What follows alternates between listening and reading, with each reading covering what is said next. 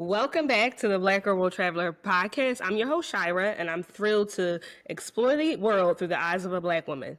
This is more than just a podcast, it's a celebration of travel, adventure, and culture with a purpose. As Black women, our perspective is unique, and it's time to amplify our voices and share our incredible story. So join me as we inspire and encourage each other to see the world in a new light. This is your go-to travel and lifestyle podcast for meaningful journeys and unforgettable experiences. And today we have a special guest. We have Kara Stevens. Kara is a powerhouse in the world of financial wellness. Her expertise in economics, education, social justice to empower women of color to heal their relationship with money and to build lasting wealth. As the founder of the Frugal Feminista, Kara has touched thousands of lives through her transformative programs, best-selling book, Heal Your Relationship with Money, and partnerships with global brands like American Express, Spotify, and Verizon. With over 20 years of leadership experience and degrees from Oberlin College and Columbia University, Kara brings a unique blend of compassion, strategy, and cultural awareness to her mission of helping women navigate systemic barriers and achieve financial abundance. Her work is a testament to her belief that healing and wealth go hand in hand, making her a sought-after speaker, mentor, and advocate for equity and empowerment. Kara, welcome to the podcast. How are you? I'm excited that you're here. You and I have met a few times now and have talked a lot about life, money, healing, all the things. So I'm so happy that we have this space to share this information with the Black Girl World Traveler community. So the first topic I want to talk about is financial healing and how to overcome money fears. So can you just explain what financial healing is? Say financial healing is the process of identifying the financial fears that you have, the financial misconceptions that you have, these kind of distorted ideas around money that you have, and then going about the process without shame, without judgment, of chipping away at each of those things to rewrite your relationship or recreate a relationship with money that is healthy, that is thoughtful, that is affirming, and that leads you toward your goals, which often involve wealth and living well. So I would say that that is the larger part of financial healing. A lot of things that we have that we inherited from other people and their fears and their lack of knowledge and ignorance around money and how it sits within us and how that process of removing those things literally, story by story and replacing things that nourish us financially, emotionally, and spiritually toward our goals. So what are some common financial fears people have, and how do they affect everyday decisions? I mean, common financial fears that people have, especially for communities of color, particularly women of color, and doesn't always come out as like a fear, but it does come out as a distortion. So something you may think is not a financial fear is sometimes when it comes to Black women, our ability to say, I got it. The hyper independence around money may not seem like a financial fear, but when you go deeper into that, the underlying message is no one's going to be there for me. No one has my back. I'm out here alone. Don't trust these fill in the blanks. Don't trust anybody. And so that is a very common belief that I can't trust anybody. I have a lot of trust issues. So that's one, right? I see that a lot, but it comes across as, girl, I got this. I'm that girl. I'm her. And right? So I'm just trying to translate it culturally, what it means. I'm like, okay, girl, I got it, but let's talk about it some more. And I understand because I was that same, I had the same cultural experience and lens. So it's easy to spot when someone knows someone knows. I would say the more common, obvious ones are that I'm bad with money, or men are supposed to be a financial plan, or I'm just not good with numbers, or I've never seen anybody in my family get out of fill in the blank. Debt, the projects, never graduated from, a school, never had a home. So therefore I won't have one as well. So it's these kind of observations that have been internalized to be truths about themselves. I would also say another big one, especially for this community for Black women, is that I can work hard, but there's a chance I never get what I want. And I think that, there are some historical truths to that as Black women in this country. But the other truth is that we have a lot more agency, we have a lot more community, we have a lot more resources and power collectively that we've seen examples of the exact opposite. Wow, I feel called down a little, but I'm so happy that you created this space to be able to address and heal from financial anxiety and trauma, as I call it. So how can someone begin to identify the root causes? We talked about the common financial fears, but how does one take that? Okay, I say I identify with it, right? Like the hyper independence and working really hard, but not, not knowing the outcome. How can someone say, okay, I identify that, let's go deeper to the root cause? So I would say that, and first of all, that is a huge step. Step one in recognizing is a huge step. Self-awareness is a key part of financial healing because there are people who are deep into denial or deep into refusal to actually look and face what it is. So step one is to recognize. Step two is to reconnect and say, well, where does this idea come from? What memory or what experience has me really see when I say this thing, what comes to mind, right? So when I tap to you, Shira, about talking about hyper independence, there was a mind movie happening real quick in your head. You must have kind of downloaded 2 to 3 instances where you were left disappointed, you were left disillusioned, and your response is not again. So I would say go back to that memory and sit with that memory. Who was there? What value did that person have in your life, right? And just go back to the memory because you have to be able to identify the actual memory and express the feelings that came with that memory. Because anger is a secondary feeling. It's usually sadness outward, right? Lashing outward. And so I would say go back to that memory and then kind of sit in that memory and then ask that younger self, what would have made this be right? You know what I mean? What would you have wanted that outcome to be? Now we can never rewrite the past, but because we still have opportunities to move forward with a new way of being, you can ask your younger self what would have been a whole healed, affirming way to have responded, or that person to have responded, or what you wanted to say in that moment. And what would you actually like to believe if all things were equal, right? You want to believe that there's someone out there that cares about you and that keeps their word. You want to be able to trust. So the next step after that is reconnecting, is rewriting. And we start the process of rewriting by saying, okay, what can I begin to say and begin to look out for and create the opportunity for me to affirm that experience by having this new beginning belief system, even if it's hard to do. Similar to the hyper independence.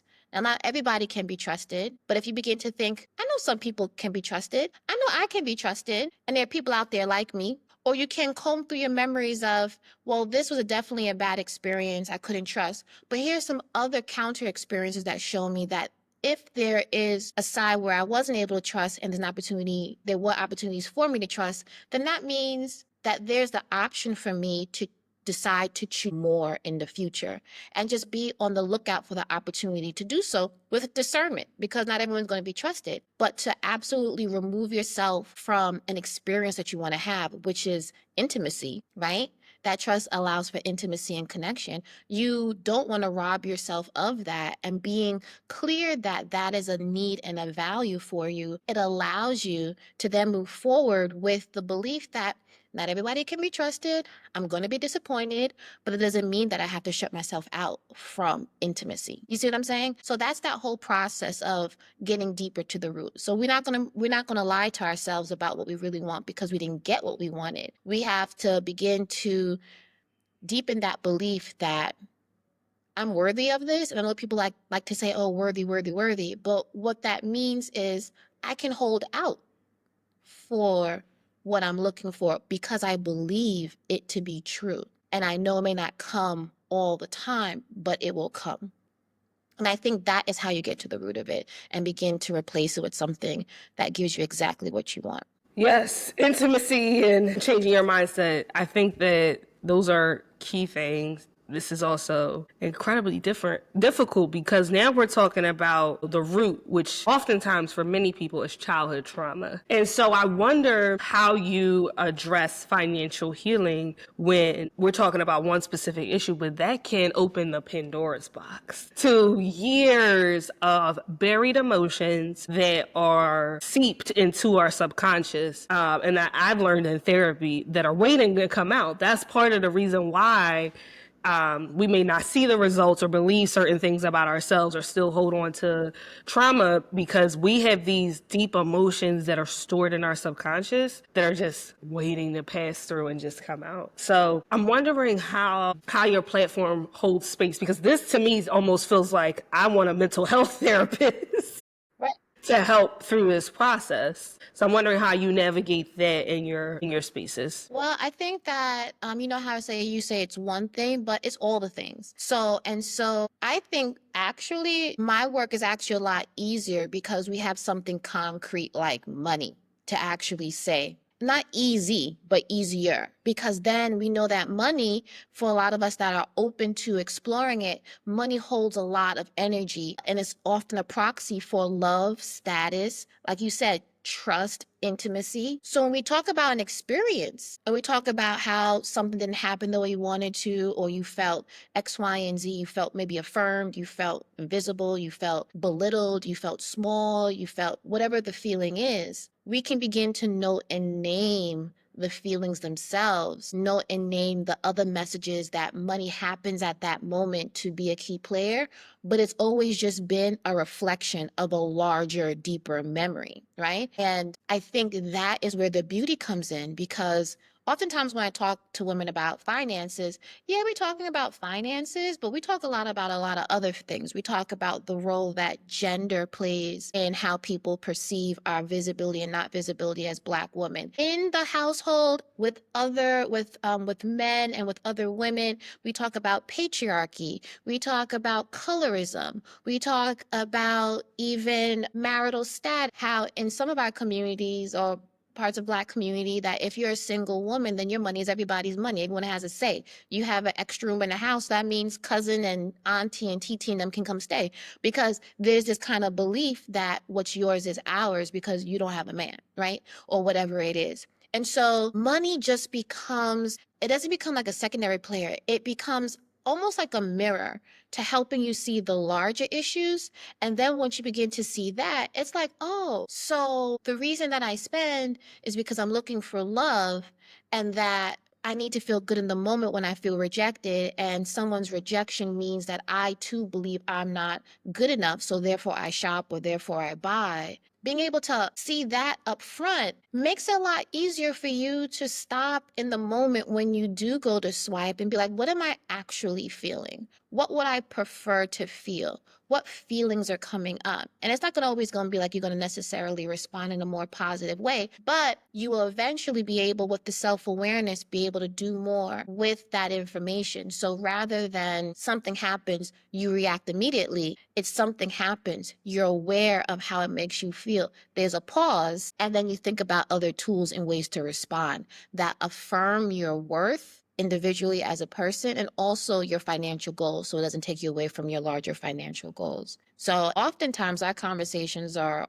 mostly about childhood. And even like in my book, Heal Your Relationship with Money, my conversation is all about my parents and their messed up financial relationships and how I had to overcome them in order to find out that I don't have to be a people pleaser. I don't have to fawn over people. I don't have to overgive and be performative to get love. Love is abundant. But I didn't think love was abundant. And also, when love wasn't abundant, money wasn't either. So I hoarded. You know what I mean? So you begin to paint the picture. Things make sense. Sometimes how you do one thing is how you do a lot of things. But once you unravel one of those pieces, then you start gushing. You're like, well, damn, I know that was in there. But then it's better that it's outside instead of inside, right? Yeah, I think that's a perfect segue to talk about your book, Heal Your Relationship with Money, and changing our money mindsets for a better future. So, can you talk about mindset and how crucial that it is in terms of managing finances? Because you talked about like when you are in the moment, you stop and think. That's almost like your brain has to be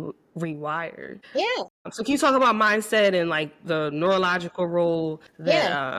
that goes into shifting? The role that creating new experiences for similar situations play is that new neural pathways are created before something becomes like automatic, but it wasn't always automatic. It was the repetition of the response to this stimuli that created this response. I'm mad, say for example, I'm sad, I eat. That used to be my thing. I'm sad, I'm mad, I eat, right? Some people, I'm sad, I'm mad, I shop.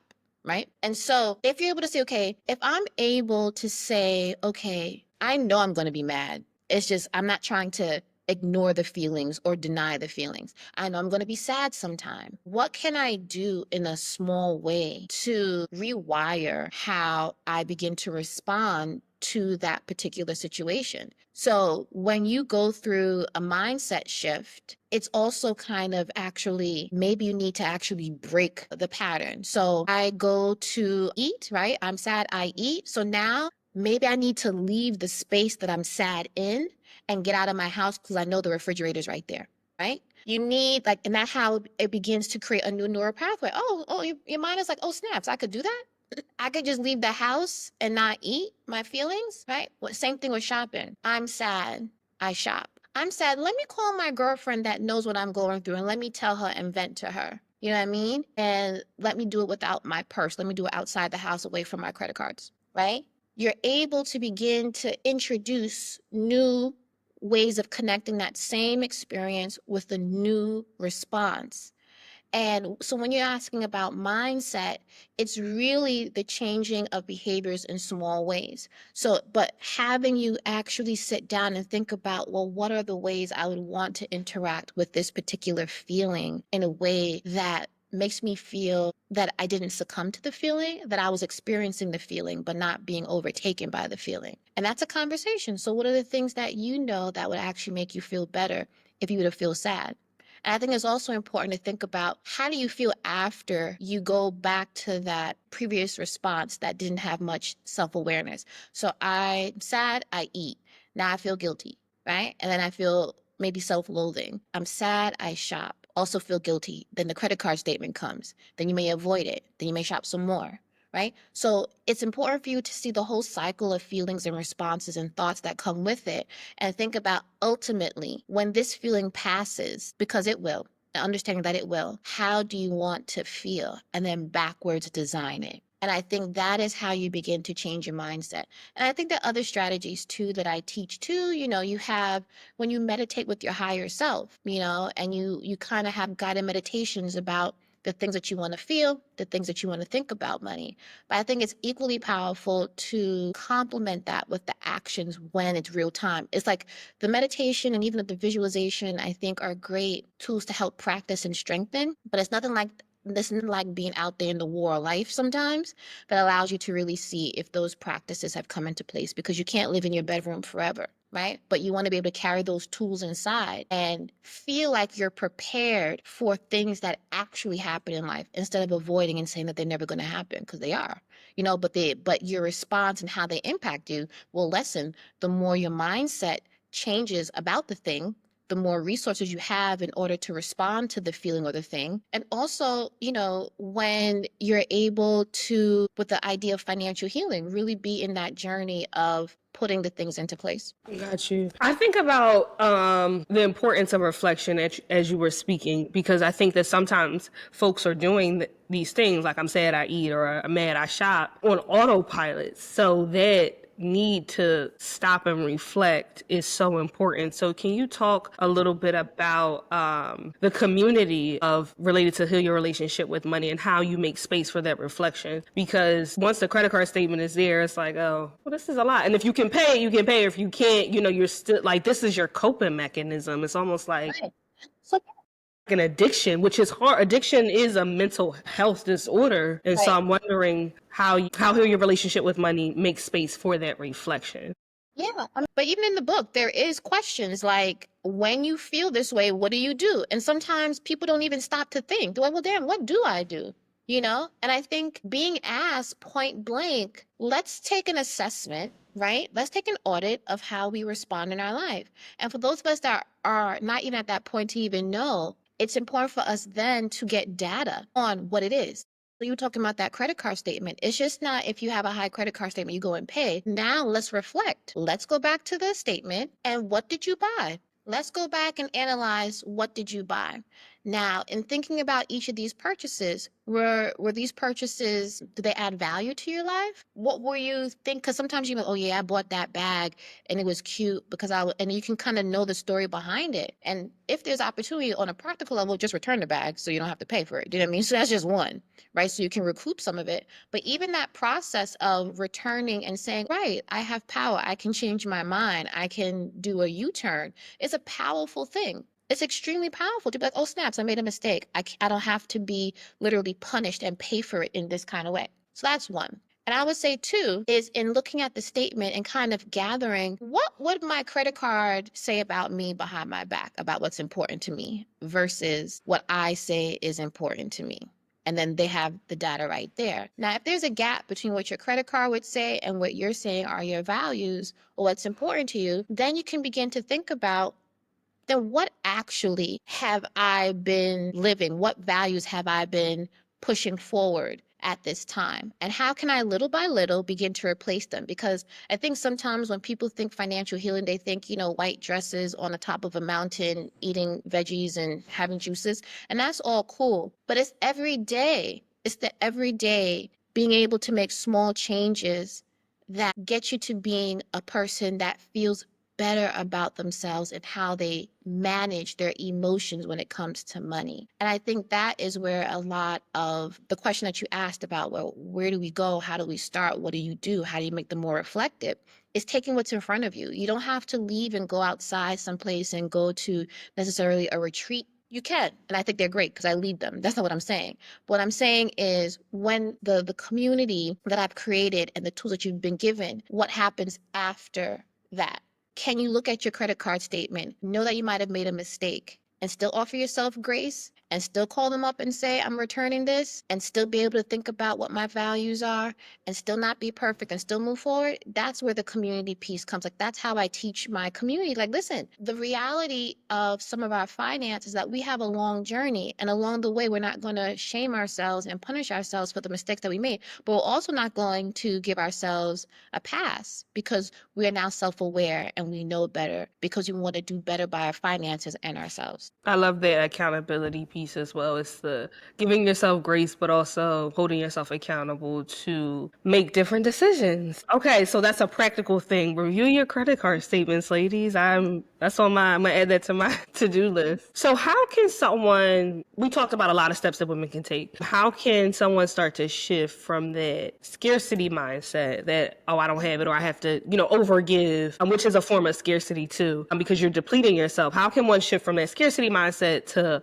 one of abundance and also attracting abundance? So I think how we move from scarcity to abundance, I think there are a number of things, but I think part of identifying abundance in the moment, I think being able to look at what you already have as abundant is a key part of it. And I think it was Oprah, and I know people have maybe different feelings about Oprah these days, but when we called her Mama Oprah, right? She's like, you can't, in order for you to get more and be appreciative, you have to appreciate what you have already, because the getting more, people think the getting more is what makes you feel abundant. And it's not true. It's the enjoying what you have and seeing what you have in abundance already is what allows you to prepare yourself to receive more and appreciate more. And I think it's also important to understand, like, and I just said it, but in a different way, you can have a scarcity mindset and have a lot of money. And you can have a scarcity mindset and have little money. But you can have an abundant mindset and not have much materially, and have an abundant mindset and have a lot materially. So I feel like there's 4 ways that you can go with a lot of this, and there's variations in between. And so the idea of being, they say grateful, but actually naming every day what went well, what was a win for me, what don't I lack?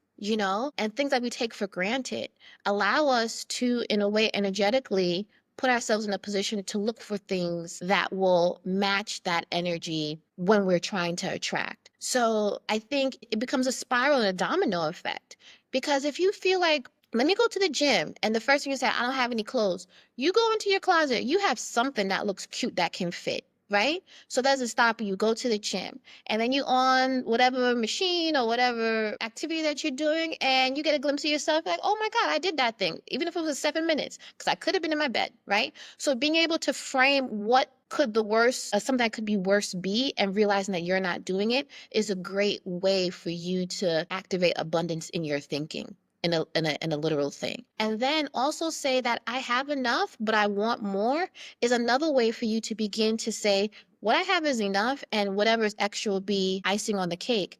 But not that your life won't be complete until that extra thing comes, right? And I would say practically, in terms of attracting abundance, I'll tell y'all a story, but let me just give you the idea first. It's be in the spaces where you're looking for, right? So I remember when my husband and I were dating, and we went to a hotel, and it was an expensive hotel. We couldn't get the suite, but we got the penthouse, but we got like a little room. I was in there. Do you know what I mean? I was in the space. If someone said, "Did you go to, like, say it was the Waldorf Astoria?" I went to the Waldorf Astoria. I might not have been in the penthouse, but that's not the point. The point was I was in the space. I know the space. I sat and took in the vibes. So I think it's important for you to be abundant at whatever level you're at right now. So if you have $50, you're going to be bougie with $50, right? And tell yourself, this is the best thing that my money can buy. Right? So you go to a restaurant, you can't maybe get an entree, but you get yourself that little appetizer and be cute. Am I right? You still win. And then save up next time for the next level. But you don't have to stop living until you get into like the whole thing. Just, I feel like you're speaking to me, and that last point really spoke to me, that you don't have to stop living and waiting until you get to that abundance. Because I find myself like, okay, once this happens, once I get a new job or I'm making way more money, then I'll be happy, or then I'll be able to be in those spaces. And you're No, saying, no, do emulate, access these things now in a way that you can afford. exactly. Exactly. Don't wait for the money to start living or to live abundantly.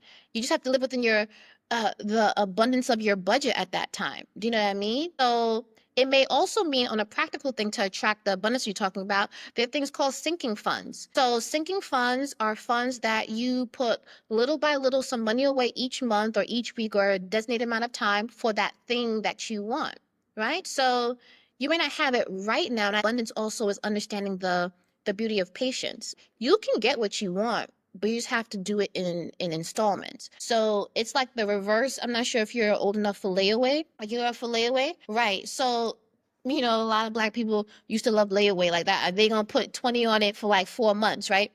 So, but you do that with your bank account, right? So you open up a sinking fund and you put 20 on it for a certain amount of time until you reach the goal of what it is that you want. And I also find a practical way to activate abundance is to actually figure out how much it costs for the thing that you want. Sometimes everyone just thinks it's a lot of money, but they never did the research to find what it is that they actually want. Maybe the trip to fill in the blank place may not be as expensive, or the cost of this course may not be as much as you want, as much as you think. But you, in your mind, you think it's so far off and so unattainable that you just prefer to desire instead of actually go after it. And I think that is one of the psychological ways that we can definitely begin to move from a scarcity mindset to having more of an abundant mindset. So those are a few of those things. That, thank you so much. And I was taking notes as you were speaking, and the quote that I have is, be abundant with whatever I have, or with whatever you have. That's the key. In gratitude for where Right. you are. It's almost like not reverse psychology, but you have to do the thing that's not so obvious, Right. Right. or like that doesn't come natural, right? You think, oh, when I get more, but it's like, no, you have enough, right? I have water that I've been drinking, right? I have a place to live. Like, these are things that are abundant and provide me with a certain lifestyle. So I love that, and I think that so many women that listen to Black Girl World Traveler are strivers, right? They want more, they want more, they want more. But we do need to do a better job at stopping to smell the roses that we do have. Even if it's not a full bouquet, we may have a few, but those Right. few are still plentiful, and they can become a bouquet, like you said. Exactly. And I think it's even like worthwhile. Like, I've had this is just like, count what you have. How many pairs of jeans do you have? How many pairs of shoes do you have?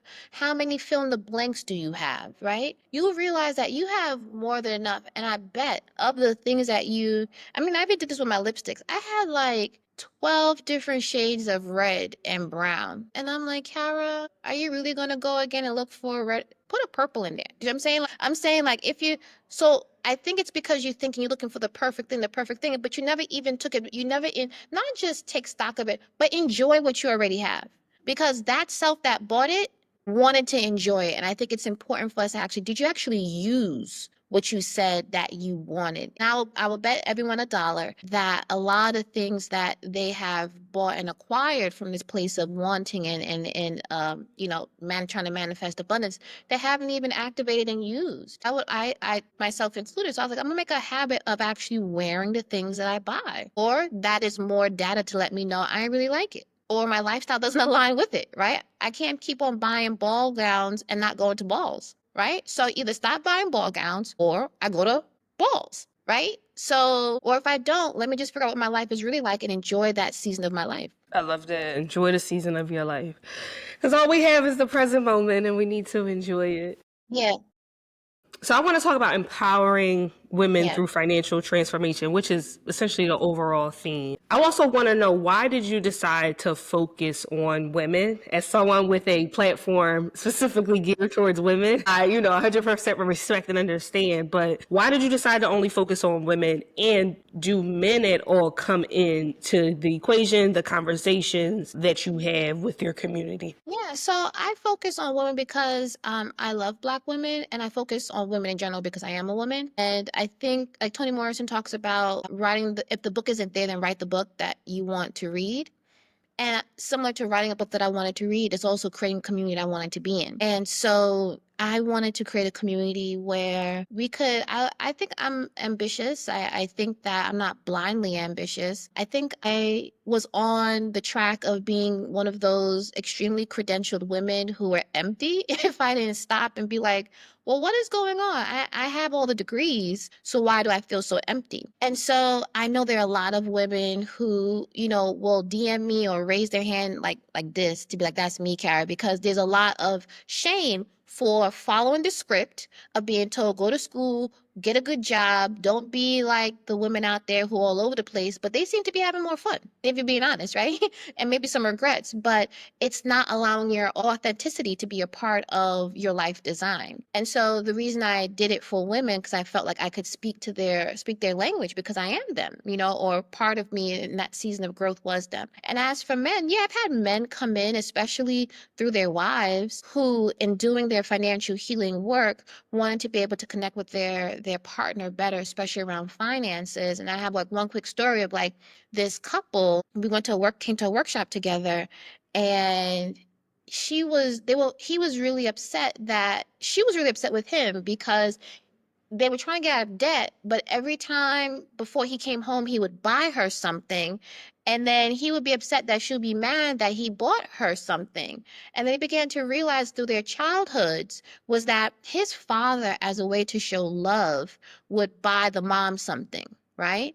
But the wife she didn't understand that. So he had to kind of, in taking the workshop, he began to understand, oh, I'm repeating what my father did, but it's not having the same impact. And I was like, well, you have to read the room, my friend, because your wife is interpreting it as you not listening and being present with their financial goals. So then we came up with the strategy of just call her before you get on the subway and tell her, I love you, babes. And that is enough, right? Because it meets the need of wanting to show love, and it keeps them toward their financial goals. So men do come. Sometimes men think it's only for women, but it's not. But I hope that men do find safe spaces where they feel like they can be centered. But Black women and women of color, and then women as a whole, are the center of my work. Awesome. And why is it important for women to support each other on their journey to financial empowerment? I think it's important and I'm going to make a caveat to that. I think women who are ready to be on their journey of financial empowerment should support. I think it's important because iron sharpens iron. I am open to say I am not dealing with women who are not ready, right? You have to at least want to be in the room, right? And feel. And if you're not, then there's a different group for you. But this is like just in any kind of a goal setting that I'm having. Accountability is different than group therapy, right? Accountability is like, here's the thing that I did, you check in, I check in. Now, if we need some more emotional support, that's a different thing. So in answering that question, I think it's important that women, they like to say in the Bible, equally yoked. In certain season of your life, you want to get to the goal and then reach back down to help people. But sometimes you're not even far enough for you to be strong enough to reach back down. So anyone who's even less ready can pull you down. And so I don't want to romanticize sisterhood without saying that there are nuances to it. So I would say women who are ready to be financially supportive and can be financially supportive, it benefits all of us when we support each other because it gets us there faster. Amen to the faster part, because the Bible also says two is better than one, and going what's the saying? If you want to go fast, go alone, but if you go ahead We want to go further or something like further, that. yeah, when you want to go further, go together. Yeah, yeah. It's best to have your community with you, and I love. So besides telling yourself I'm ready, what else do you look for in a woman to know if she's ready? How she spends her time. I think if you audit how you spend your free time, the sites that you go to, you generally know you're usually ready when if you go food shopping, you may make a list, or if you go food shopping, you may not go to that aisle that tempts you to get things that you may not want. You kind of begin to inform yourself independently about creating a customized way for you to interact with the world financially, So you may decide that you are not going to go shopping. You may want to go to something that enriches you, right? You may start spending more time at home and cooking more, not to save money, but to be more grateful that you have a house, that you have food, and that you're going to improve a skill that ultimately will save you money, but the things that they're so complementary, right? So rather than looking outward, I think women who are ready tend to look inward and say, okay, I'm enough. And how do I know that I'm enough, right? I think also they begin doing things that regulate their nervous system, staying away from chaos, maybe listening to things that are more meditative, maybe podcast or music that soothes them. They just overall approach their growth from a holistic perspective, because if they're a person that realizes that financial healing is important to them, then they know that it's going to be a holistic thing, that how you do one thing, maybe they start organizing and decluttering as a way to say, okay, let me just take inventory and stock of what I have, what I don't want, so I can usher in and attract the abundance. They start, doing that in their closet. They start doing that in their inbox, deleting things and unsubscribing from things. They do that with their friend list. They don't necessarily eliminate people, but they move certain people to the top that are in the same season as they are and start having maybe different and more meaningful conversations around money that way. And then they start looking for their team, like their money team. So getting smarter about looking for referrals for a financial advisor, going to their HR person, kind of putting those foundational pieces and just continuously understanding that it's like a long game. And it starts in a lot of ways just from those little things. It is a long game, ladies. This is a woman on social media that I really love. She talks about self-mastery, and she always says, and self-mastery for women specifically, and she says, self-mastery is for the rest of your life. There is no end date. There is no by X date you are going to have arrived. It's you're working on yourself, you're improving yourself, and you're getting better in some capacity for the rest of your life. It's a commitment. Yeah, yeah. And also So, to go that, ahead. I was reading someplace, and I love that self-mastery piece. And I was also reading someplace that says that I was thinking about, I was thinking, can you ever be fully healed? And I was thinking about it and having a conversation, and it was said so beautifully back to me that some wounds can heal quickly, some wounds leave a scar. Right? And some wounds are tender depending on what the issues are, right? And I feel that allows for us to be able to confidently say, I'm good on that issue. But on this issue, I'm still a little tender, and offer myself that compassion and tenderness. And I think when I work with my women, I give them permission to be like, actually, I'm okay in this particular area.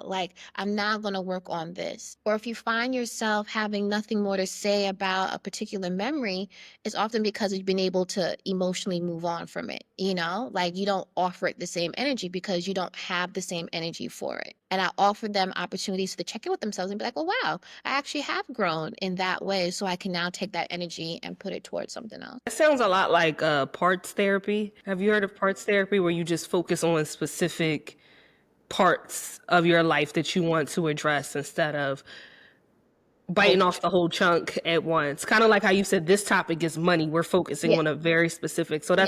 that is parts. And it feels more accessible and digestible that, okay, we're going to focus on this issue. And, it will connect because all of our trauma is connected, but focusing on one thing at a time, I think, makes it more manageable. Yeah. I And I will wanna also go say ahead. one thing, Go ahead. and it's holistic. Just like, and I love the way you said it because how you like, I feel like you're building a new blueprint and framework. That the first area may be hard because the first one, but then it's transferable. You know what I mean? Like you begin to see, oh, if I were able to like organize my finances and master my finances, maybe I can do the same with how I approach relationships, how I approach friendships, how I approach work, and it just kind of, the content is different, but the structure, though it may shift a bit, can have a strong framework. That it's about structure, and once you address one issue, you can apply. It's not going to be the same because it's a different Right. topic, like your finances versus like your Yeah. romantic relationships or a Right. relationship you have with your parents. But that structure, that blueprint that you said, I love that. I'm It's going to like you really sit with that. Go Yeah, ahead. yeah, because that's what you do. You recognize, you audit, you begin to see, what the current behaviors and responses are. You take note of them, you shift them, or you communicate them, and then you acknowledge that these things may come again. Like, so it's kind of like different things. You have to get accustomed to the new content, the new people, but your framework and your blueprint allows you to create this goal of abundance in all those areas. That's really speaking to me, that blueprint that it can be applied in Yeah. different aspects to attract like what we want, because in attracting abundance and shifting from a scarcity mindset and healing from childhood trauma, which is the root of a lot of Yeah. financial trauma that I know that I have, it can feel overwhelming. But if it's done in parts, if it's creating a new blueprint, okay, we're going to focus on money, it feels more manageable, and it feels like you said, once you do one thing, it does, it gives you the gas to feel like you can do other things. And I do think too, once you heal one aspect of your life, like your financial journey, it's almost like it catapults you. It's like the snowball effect. It's the Yeah. next thing. Now I'm dealing with these relationships, and like you said, not getting rid of people, but shifting. And Yeah. when you upgrade your frequency, when you vibrate on a different level, you are in different rooms, you attract different people. So it all goes hand in hand. I love that. Oh, yeah. Go ahead. Was just gonna say that this is what my therapist told me. She was like, kind of like once you shift in your value shift, you probably have a lot less things to talk about with people who are not on the same frequency. And it's true. So it's not even that you eliminate people in like a kind of intentional way. It just kind of naturally falls off, right? That they may not be the first person to call because you guys don't have the same interests. You have nothing to talk about. The conversation gets shorter and then they get fewer and far between. And that's okay. And then some people kind of rise to the top. And then sometimes, that's for a season too. And that's okay as well. And it doesn't have to be a negative or a positive. It just is, It's just what's meant to be will be. The chips fall where they may. So speaking of blueprint, Yes. can you share an inspiring story of a woman who you worked with who has transformed her financial life? Yeah, I have a few. So let me see. So I had a woman write to me and say that can I share the book? Is that okay? Absolutely. Okay, Please. here you go, guys. So after reading Heal Your Relationship with Money, I don't want, it was good for her because she shared with me. She got a divorce. She saved $10,000 and she bought a home, right? And she read it with a friend, and it was like all the things, like I said, it becomes holistic, right? The only thing was missing was like maybe she wanted to change her health habits, but maybe they were already in place. But that was such a beautiful email to get because it kind of hits at the point that number one, humans are emotional. We're not logical, right? And two, we're holistic. Like the fact that she was able to get her finances in order and get to the trauma, she may realize that this partnership, she was no longer aligned, or she was never aligned, but this finally gave her the clarity and the strength and courage to choose herself in this relationship. And then finally buying a new home, it was the practices around being able to save and understand her values, because home ownership and wealth were her values, to be able to move forward with that. I've had other women who, when I did a financial healing retreat, like a 3-day financial healing retreat, she moved out of her home, right? But then she insisted that her sister and her mother go to the next financial healing retreat that I did, and they did. So I felt like they were trying to break generational curses together and have generational resilience together. The same person started started a business, and now she has a side hustle and she has a full-time job, and she was able to start her new life with her partner. And rather than, I think it's a beautiful thing, rather than spend a lot of money on a wedding, they decided to elope because one, they didn't want the chaos related to the family and everyone's opinions, and they realized the financial goals that they had did not include a wedding, and they didn't have to people please for appearances to think that they had to have this elaborate wedding when they just wanted to be together and they could use their money for their financial goals and their new family. So that's another thing. I mean, there's so many different ones that I get feedback on. But another one woman, she got out of debt and started investing in real estate, and now she's like a real estate boss in Ohio. So I find the work really rewarding, and I love that for them. I love that for my community. That too, and I hope the Black Girl World Travelers listening feel inspired to take action first and foremost, and to know that you can be kind to yourself in the process and make tangible steps forward. So I love if you could share the book again, Heal Your Relationship with Money. Please let the Black Girl World Travelers know where they can find it, and also the other services that you offer, like the retreat, your courses. Yeah, so thank you so much for this conversation. It was so rich. You can find, I leave the link for your community, but you can find it on Amazon. If you're not really trying to deal with Amazon, you can buy directly from me, and I ship them out personally. So I would love that, and I'll leave a link to that. And I also have courses, debt elimination. I have like a short course on financial healing. I have abundance affirmation cards that we kind of talk about ways in which you can begin to just practice and have a ritual and routine around attracting abundance. Also, in terms of financial healing retreats, I work with organizations that I come in as a speaker, and I lead their 3-day retreats on the big issues of financial trauma, childhood trauma, inherited money stories, financial forgiveness, financial anger, all the things that come with money. And then also identifying, especially as women of color, specifically Black women, the ways in which race, gender, religion, spirituality, sexuality impact our relationship with our money and with others in our family, in our communities, and in the economy. And having us have a larger context of being able to know and name the shame that's not ours. I think we hold a lot of shame as a community, and that, say, poor financial management is a value judgment of our morality instead of a lot of systems in place to ensure that there's a perpetuation of that cycle. So I help us have a little bit more thoughtfulness, kindness, but also accountability and personal responsibility for what we want out of our lives. And so if you want to reach out to me to find out how to get that started with your organization, I would love to be a part of your healing journey. And that's it. Instagram, Frugal Feminista, and LinkedIn, Kara Stevens. Awesome. Thank you so much. This was an amazing conversation. I just want to highlight for the Black Girl World Traveler that's listening, she's resonated with today. She's ready. She feels like she's ready. She started doing some of the things. Where should she start? She should start with the book. The book. I think Okay. she should start with the book because I'm just going to show it. Like you Yes. can, there's work. There's it's broken down every day into workbooks, into work-related Awesome. questions. So it's like a little bit of a teaching every day. Awesome. And Yeah. you go in, and that's why I said all the kind of questions that we're having, and I share my personal business, so you're not alone. Yeah. You get to, let me just show as an example. You get to talk about the money message that you were taught and who taught you that money message. So it's just not it's not a passive book. It's an interactive book where you actually read it, write it, reflect on it, and then see your transformation. Yes, ladies, let's get that book. I definitely will be getting a copy and would love to have Black World Travelers join in on the reading. Kara, thank you so much. This was so informative and helpful. I learned a lot. Thank you for your wisdom. Thank you for your service to Black women and women more broadly. We need more women who have made it to help bring along other women because, like you said, iron sharpens iron. So thank you so much, Kara. Thank you so much in this community that you're creating, and even the conversation we had on the side. It's just amazing just to see your transformation over the year or two we've been talking, and just what you're trying to create and giving yourself the grace and the kindness and self-compassion to create it. So kudos to you too. Thank you so much. All right, so that is the end of our episode. Thank you all so much for listening to this episode of Black Girl World Traveler podcast.